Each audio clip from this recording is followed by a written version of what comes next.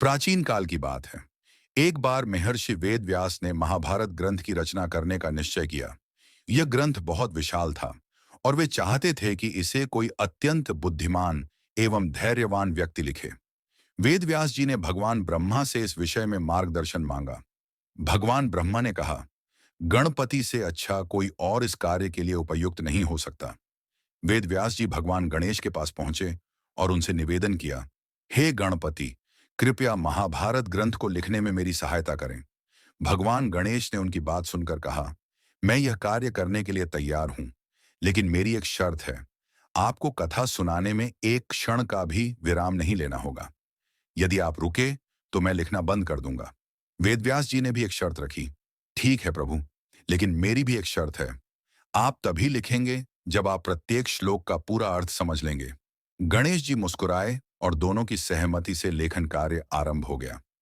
गणेश जी अत्यंत तीव्र गति से महर्षि वेदव्यास द्वारा कहे गए श्लोकों को लिखने लगे। वे बिना रुके पूरी श्रद्धा और निष्ठा से इस दिव्य कार्य को कर रहे थे। परंतु अचानक एक समस्या आ गई। गणेश जी की लेखनी कलम अत्यधिक लिखने के कारण टूट गई।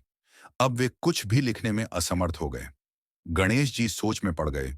यदि वे नई लेखनी लाने जाते तो लेखन कार्य में व्यवधान पड़ जाता और उनकी शर्त के अनुसार वे रुक नहीं सकते थे। उन्होंने तुरंत एक साहसिक निर्णय लिया। उन्होंने बिना किसी संकोच के अपने एक दांत को तोड़ लिया और उसे स्याही में डुबोकर लिखना जारी रखा। महर्षि वेदव्यास यह देखकर अत्यंत प्रसन्न हुए। उन्होंने भगवान गणेश की निष्ठा, समर्पण और त्याग को प्रणाम किया। इस प्रकार गणेश जी ने अपने कार्य को बिना किसी बाधा के पूरा किया और महाभारत जैसे दिव्य ग्रंथ का लेखन संपन्न हुआ। इस घटना के बाद भगवान शिव और माता पार्वती ने गणेश जी को एक दंत की उपाधि दी, जिसका अर्थ है एक दांत वाले भगवान। तभी से भगवान गणेश को एक दंत के रूप में भी पूजा जाने लगा।